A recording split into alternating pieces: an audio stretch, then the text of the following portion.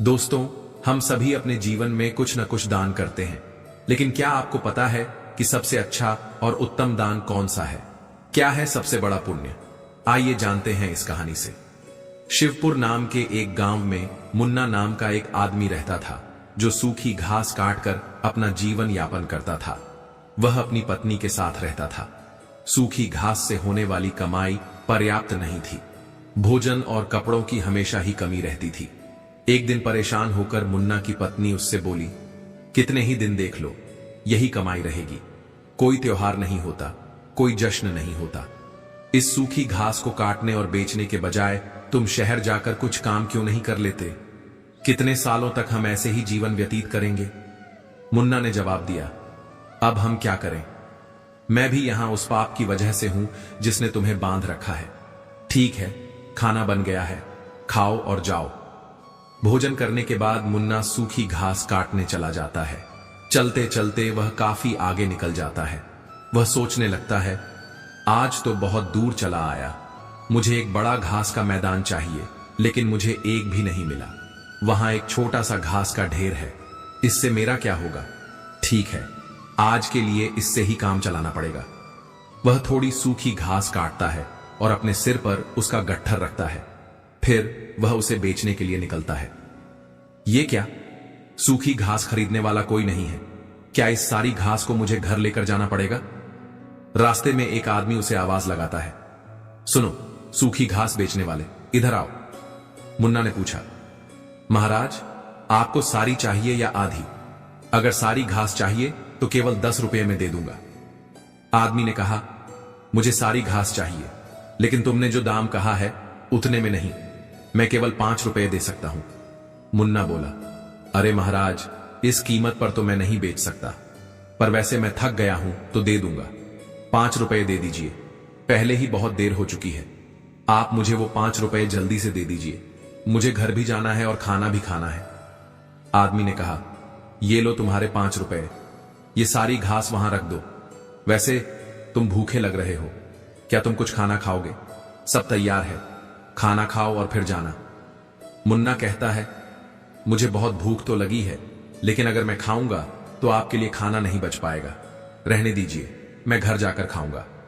आदमी ने उत्तर दिया, चिंता मत करो, तुम खा लो, उसके बाद 10 लोग और खा सकें, उतना खाना है मेरे पास। जब भी तुम्हें भूख लगे तुम यहां आकर खा सकते हो। मुन्ना ने पूछा, क्या आप हमेशा ही सबको ऐसे खाना देते हैं? आदमी ने जवाब दिया, जब तक ईश्वर मुझे शक्ति देता है तब तक मैं ये करना चाहता हूं, फिर भगवान की इच्छा। मुन्ना बोला, ठीक है, तो मैं आज खाना यहीं पर खाऊंगा। उस दिन मुन्ना ने उस पंडित शास्त्री के घर भरपेट खाना खाया और धन्यवाद करते हुए बोला, महाराज, आप बहुत अच्छे और उदार दिल के हैं। ऐसा अच्छा काम करने में मैं आपकी मदद करना चाहता हूं। अब से मैं 10 रुपये वाली कीमत की घास 5 रुपये में दूंगा। ठीक है, तो अब मैं चलता हूं। मुन्ना ने अपनी काटी हुई सारी सूखी घास पंडित शास्त्री को 5 रुपये में दे दी और घर के लिए निकल गया। उसकी पत्नी बोली, क्या हुआ? इतनी देर तक क्या कर रहे थे? क्या आज तुमको कोई अच्छा सौदा मिल गया? लाओ पैसे। मुन्ना बोला, देखने जाओ तो सौदा अच्छा नहीं था, 5 रुपये मिले हैं। पत्नी ने कहा, क्या सच में? तुम मुझे 5 रुपये दे रहे हो? मैंने सोचा था कि जितना तुम रोज देते हो उससे 2 गुना तो दोगे, लेकिन तुमने मुझे उसका आधा ही दिया है। तुम इतने लंबे समय से कहां थे? क्या कर रहे थे?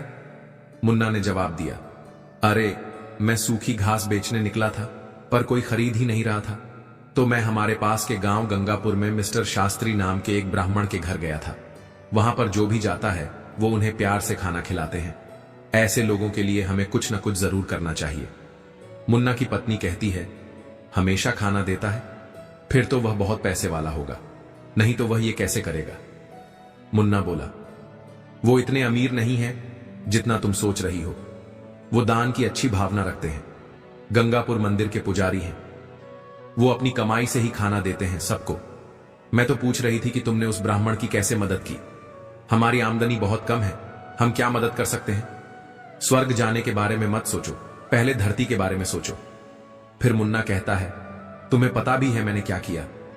मैंने उन ब्राह्मण से कहा कि जो सूखी घास मैं लाता हूं उसे आधे दाम में दे दूंगा, और कल से कुछ सूखी घास उनके लिए और बाकी सूखी घास हमारे बेचने के लिए काटूंगा। पत्नी बोली, इतना ही काफी है, लेकिन अगर तुम जलाओ सूखी घास के 2 ढेर नहीं काट सकते तो तुम ऐसे ही 5 रुपए लेकर वापस आओ। 5 रुपए में मैं घर कैसे चलाऊं, तुम ही बताओ। मुन्ना बोला, जो मैं चाहता हूं उसे पूरा करने की पूरी कोशिश करूंगा, और फिर भगवान की इच्छा। मैंने उन ब्राह्मण के घर खाना खाया है, तुम भी साथ चलना खाना खाने। मुन्ना हर दिन सूखी घास काटता था और मिस्टर शास्त्री से किए वादे के मुताबिक सिर्फ 5 रुपए लेता था। एक दिन मिस्टर शास्त्री भोजन करने बैठे ही थे, तभी बाहर से आवाज आई, महाराज, सूखी घास लाया हूं, 5 रुपए दे दीजिए। यहां आकर अपनी सूखी घास ले लीजिए ताकि मैं चला जाऊं। फिर शास्त्री ने कहा, देखो मुन्ना, मैं आज तुम्हें 5 रुपए नहीं दे सकता, तो तुम अपनी सूखी घास लो और जाओ। वापस क्यों जाओ? यहीं के लिए लाया हूं, पैसा कल दे देना। मुझे बहुत भूख लगी है तो कुछ खाना खिला दीजिए। खाना तो खिला ही सकते हैं ना, वैसे भी आप सभी को खिलाते हैं। बहुत अच्छे मुन्ना, पहले अपने पैर धो लो, तब तक मैं भोजन की व्यवस्था करता हूं। मिस्टर शास्त्री घर में जाकर अपनी पत्नी को यह बात बताते हैं। उसकी पत्नी बोली, तुमने ऐसा वादा क्यों किया? हमारे घर में खाने के लिए कुछ भी नहीं बचा है सिवाय उस खाने के जो आप अभी खाने वाले हैं। हम इस समय मुन्ना को कैसे खिलाएंगे? पूरा खाना खत्म हो चुका है, क्या आपको यह पता नहीं है? अरे इसमें ऐसी भी क्या बात हो गई? तुमने मुझे जो खाना परोसा है वो मुन्ना के लिए काफी है। सोच रहा हूं कि आज उपवास कर लूं, और मुझे बताओ कि तुम ऐसा कितनी बार करोगे? जब हमारे पास उतना नहीं है तो ये सब क्यों करना है? सब भगवान देता है, पहले मुन्ना को खिला के आओ, अगर मुझे कुछ हो गया तो। ये सोचकर मुन्ना जंगल के बीच चला जाता है। इतनी दूर आ गया पर कोई पेड़ नहीं मिला। ये अच्छा लग रहा है, एक शाखा ही काफी है। अगर मैं इसे काटता हूं तो 3 ढेर बन जाएंगे। पहले ही बहुत देर हो चुकी है। ऐसा सोचकर मुन्ना उस बड़े पेड़ पर चढ़ गया और उस डाली पर बैठकर उसी डाली को काटने लगा। बहुत बड़ी शाखा होने के कारण शाखा टूटकर बगल के पेड़ के नीचे टीले पर गिर जाती है। फिर अचानक वहां एक तपस्वी प्रकट हो जाते हैं और क्रोध में बोलते हैं, मेरी तपस्या किसने भंग की? लगता है वो तुम ही थे। मैं तुम्हें श्राप देता हूं, तुम कुत्ते बन जाओगे। फिर मुन्ना घबराकर कहता है, अरे महाराज, मुझे नहीं पता था कि आप यहां नीचे बैठे हैं। मैं यहां 100 साल से तपस्या कर रहा हूं और तुमने मेरी तपस्या भंग की है। मुन्ना ने कहा, मैं तो रोज पेड़ काटने आता हूं और सूखी घास बेचता हूं। मैंने जानबूझकर ऐसा नहीं किया। मुझे माफ कर दीजिए महाराज, कृपया इस श्राप को वापस ले लीजिए। मैंने क्रोध में आकर तुम्हें श्राप दिया क्योंकि तुमने मेरी तपस्या तोड़ी। इस श्राप को वापस लेना संभव नहीं है। जिसने श्राप दिया है उसके लिए भी संभव नहीं है। पर मैं तुम्हें एक उपाय बताता हूं, सुनो। मुन्ना बोला, कृपया मुझे बताइए महाराज, मैं इस श्राप से छुटकारा पाने के लिए क्या करूं? तुम ऐसे लोगों को ढूंढो जो सबसे अच्छा दान देते हो। उनके खाने के बाद अगर उनके खाने में कोई भी दाना बच जाता है तो उसे खाकर तुम श्राप से मुक्त हो जाओगे। अगर तुम अपने अभी के रंग से पूरी तरह से सफेद हो जाते हो तो तुम इस श्राप से मुक्त हो जाओगे। मुन्ना रोते हुए कहता है, मैं अपनी पत्नी को रोजाना सूखी घास काटने से मिलने वाले पैसों से सहारा देता हूं। अब मैं कुत्ता बन गया हूं तो मेरी पत्नी का क्या होगा? महाराज, चिंता करने की जरूरत नहीं है। तुम्हारी पत्नी को कपड़ों की कोई कमी नहीं होगी। भगवान है जो इसकी व्यवस्था करेंगे। इस बार जब श्राप टूटेगा तो तुम अपने कष्टों से मुक्त हो जाओगे और धन धान्य से। मुन्ना श्राप के कारण कुत्ते में बदल जाता है। मुझे अब इजाजत दीजिए महाराज। इतना कहकर वो श्राप से छुटकारा पाने के लिए यात्रा शुरू करता है। वो सोचने लगता है, जैसा आर्ष ने कहा था, मुझे सबसे अच्छा दान देने वाले कहां मिलेंगे? मेरी कुछ भी समझ नहीं आ रहा। हां, पंडित शास्त्री है ना, वो बड़े ही उदार दिल के आदमी है। अपने पहले प्रयास के रूप में पंडित शास्त्री के पास जाता हूं। मुन्ना कुत्ते के रूप में शास्त्री के घर जाता है। शास्त्री अपनी पत्नी से कहता है, चलो अच्छा हुआ, आज मैं बिना किसी परेशानी के सभी मेहमानों को खाना खिला पाया। सच में मैं बहुत संतुष्ट हूं। भगवान मुझे उन सभी को खाना खिलाने की शक्ति दे जो आज यहां आए हैं। शास्त्री के खाना खा लेने के बाद उसकी पत्नी ने बाकी खाना बाहर भेज दिया। मुन्ना कुत्ते के रूप में वहां आया और शास्त्री के खाने से बचा हुआ खाना खा लिया। खाना खाते ही उसका आधा शरीर तुरंत सफेद हो जाता है। मुन्ना खुश होकर कहता है, मुझे लगा ही था कि पंडित शास्त्री बहुत ही उदार आदमी है। मुझे तुरंत ही आधे श्राप से मुक्ति मिल गई। लेकिन पूरी तरह श्राप मुक्त होने के लिए किसी दूसरे आदमी को ढूंढना होगा। कोई आसपास मिल सकता है, शायद मुझे श्राप से मुक्ति मिल सकती है। अगर दिए गए श्राप से मुझे मुक्ति मिल जाती है तो श्राप से मुक्त होने के बाद मैं धन, धान्य और सुख के साथ रहूंगा। मैं चाहे कितने भी साल सूखी घास काट लूं, कभी इतना बड़ा नहीं बन पाऊंगा, लेकिन ये तो मेरे साथ अच्छा ही हुआ। मुझे श्राप देने के लिए बहुत बहुत धन्यवाद महाराज। इतना कहकर मुन्ना दूसरे आदमी को खोजने लगता है। एक दिन संतोष नाम का एक आदमी हल जोतते हुए मुन्ना को दिखाई देता है। ये देखकर मुन्ना उसके घर के सामने जाता है। वहां से गाय दान लेने वाला सुरेश गाय को लेकर संतोष के बारे में सोचता है। संतोष बहुत ही पवित्र आदमी है। वह सिर्फ मुझे ही नहीं, कई लोगों को गाय दान कर रहा है। ऐसे लोगों को आशीर्वाद मिलना चाहिए। मुन्ना उसकी बातें सुनकर कहने लगता है, वाह वाह, आज मुझे श्राप से मुक्ति मिल जाएगी। ये आदमी उस पंडित शास्त्री के समान ही होना चाहिए जो सबसे अच्छा दान कर रहा है। रुककर देखता हूं कि वो कब खाना खाता है। मुन्ना के वहां बहुत देर तक इंतजार करने के बाद संतोष ने अपना खाना खाया और पत्ते को बाहर फेंक दिया। मुन्ना तुरंत जाकर उस पत्ते का बचा हुआ खाना खा लेता है।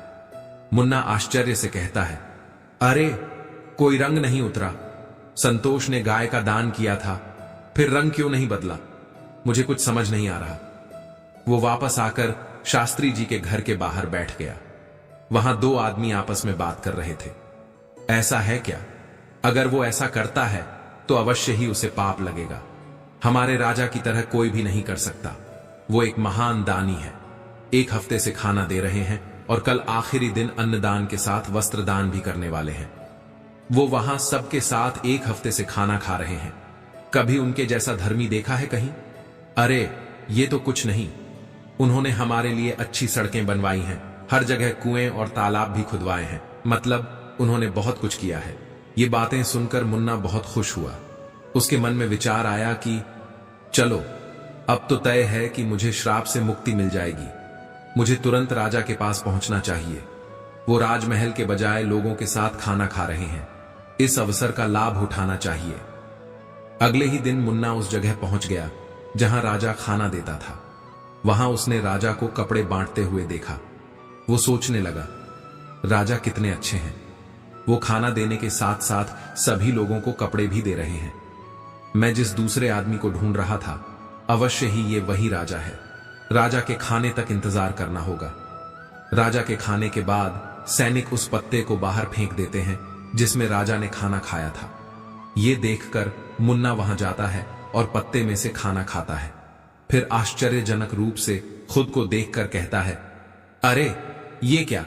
इतने महान दानी राजा का भोजन करने के बाद भी मेरा रंग नहीं बदला। ये श्राप तो दूसरी तरह का लग रहा है। मुझे तुरंत उस आर्षि के पास जाना चाहिए जिसने मुझे ये श्राप दिया। मुन्ना उस स्थान पर पहुंचता है जहां आर्षि थे। वो आर्षि को प्रणाम करता है। तपस्वी उसे निराश देखकर पूछते हैं, क्या हुआ मुन्ना? ऐसा लगता है कि तुम्हें अभी तक केवल एक ही आदमी मिला है, केवल आधा रंग बदला है। क्या तुम्हें और कोई नहीं मिला? श्राप मिले हुए बहुत दिन हो गए। फिर मुन्ना कहता है, मुझे तो शंका है। पंडित शास्त्री का खाना खाकर मैं आधा सफेद हो गया। इसके बाद मैंने उनसे भी ज्यादा दान करते लोगों को देखा। उन्होंने जो खाना खाया उसे खाने से कोई फायदा नहीं हुआ।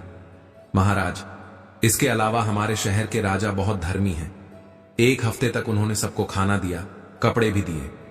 इतने धर्मपरायण आदमी द्वारा खाया हुआ खाना खाने के बाद भी मैं श्राप से मुक्त नहीं हो पाया। इसमें कुछ रहस्य है महाराज, मुझे नहीं समझ आ रहा। आप ही बताइए ना महाराज।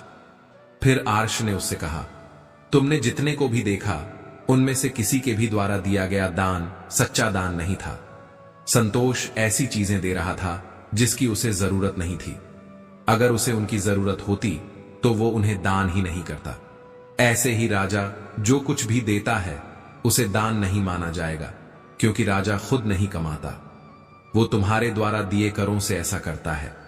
इसलिए जो भी दान उसने किए उन्हें दान नहीं माना जाएगा।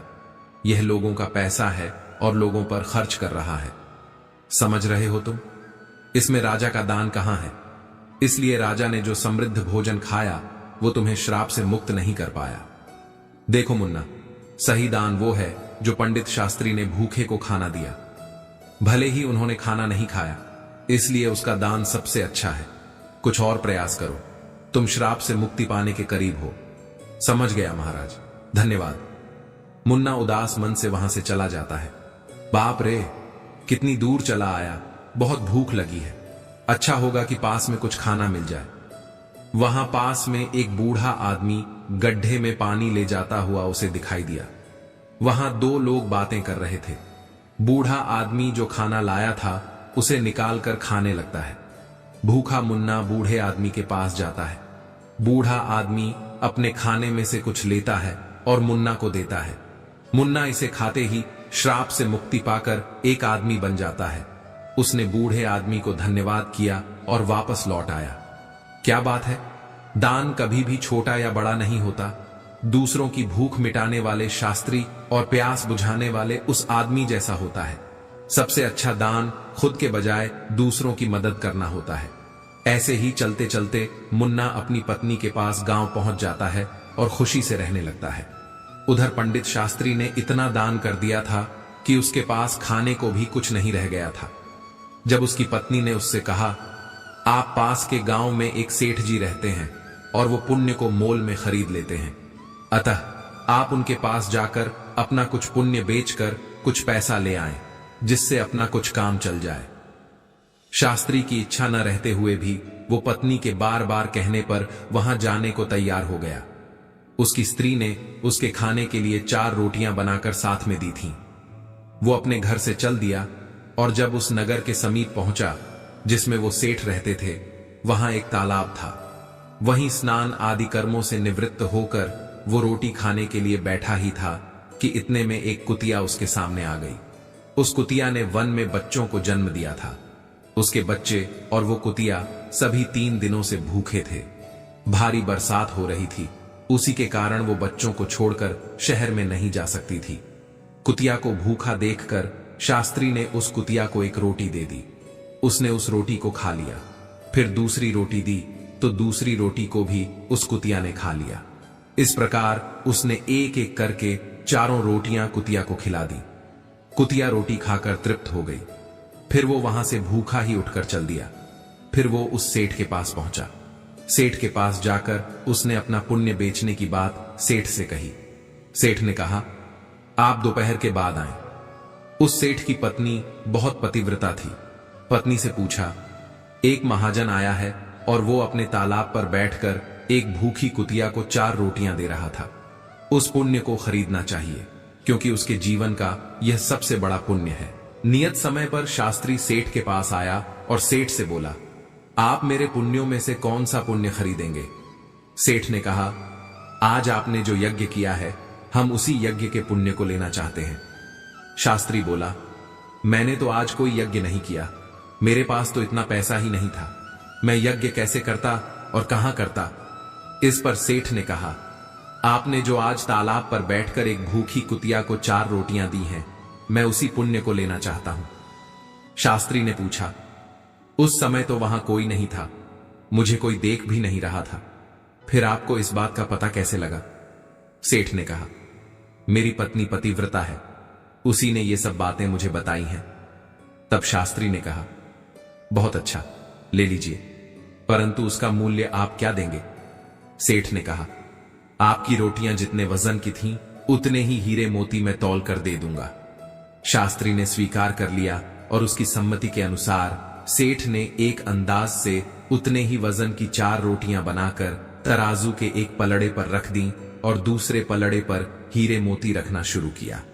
किंतु बहुत से रत्नों के रखने पर भी वो रोटी वाला पलड़ा उठा नहीं। इस पर सेठ ने कहा, और रत्नों की थैली लाओ। जब उस शास्त्री ने अपने इस पुण्य का इस प्रकार का प्रभाव देखा तो उसकी आंखें खुल गईं। उसने कहा, सेठ जी, मैं अभी इस पुण्य को नहीं बेचूंगा। सेठ बोला, जैसी आपकी इच्छा।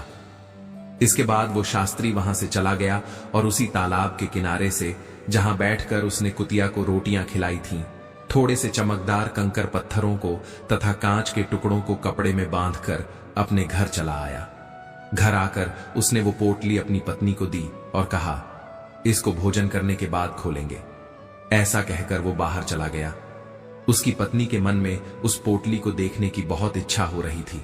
उसने उस पोटली को खोला तो उसमें हीरे, पन्ने, माणिक आदि रत्न जगमगा रहे थे। वह बड़ी प्रसन्न हुई। थोड़ी देर बाद जब वो शास्त्री वापस आया तो पत्नी ने पूछा, इतने हीरे पन्ने कहां से ले आए? शास्त्री बोला, क्यों मजाक करती हो? पत्नी ने कहा, मजाक नहीं, मैंने स्वयं खोलकर देखा है, उसमें तो ढेर के ढेर बेशकीमती हीरे पन्ने भरे पड़े हैं। शास्त्री बोला, मुझे लाकर दिखाओ।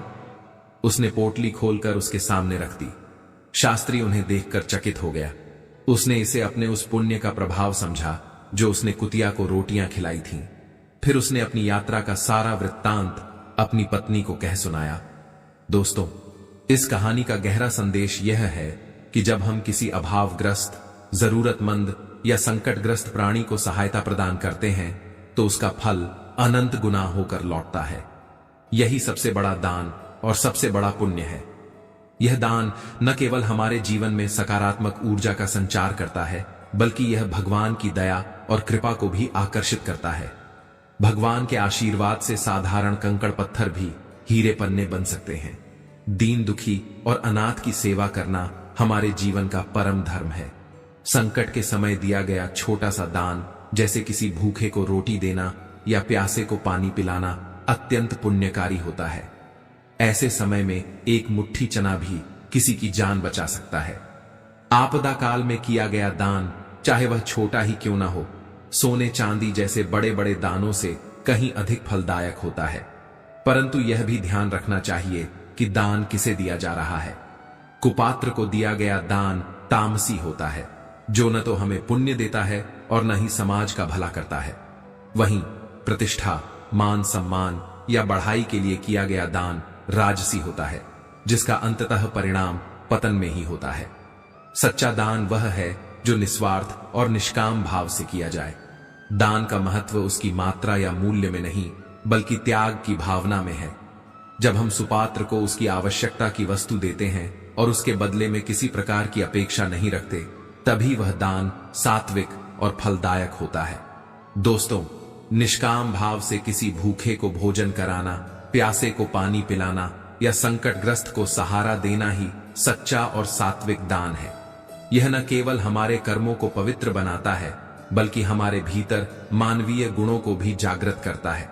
इस कहानी के माध्यम से हम आपसे यही कहना चाहते हैं कि त्याग और परोपकार का जीवन अपनाएं, दीन दुखियों की सहायता करें, उनकी तकलीफों को अपना समझें और निष्काम भाव से सेवा करें। यही सच्चा धर्म है और यही सबसे बड़ा पुण्य है। साथियों, अगर आपको यह कहानी पसंद आई हो और इससे कुछ नया सीखने को मिला हो तो इस वीडियो को लाइक जरूर करें। अपने विचार और सुझाव हमारे साथ कमेंट्स में साझा करें। अगर आप ऐसी और प्रेरणादायक कहानियां देखना चाहते हैं तो हमारे चैनल को सब्सक्राइब करें और बेल आइकन को दबाएं, ताकि हर नई वीडियो की जानकारी आप तक सबसे पहले पहुंचे। और हां, इस संदेश को ज्यादा से ज्यादा लोगों तक पहुंचाने के लिए इस वीडियो को अपने दोस्तों और परिवार के साथ शेयर करना ना भूलें।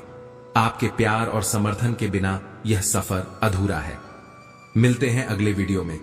तब तक के लिए खुश रहें, स्वस्थ रहें और दूसरों की मदद करते रहें।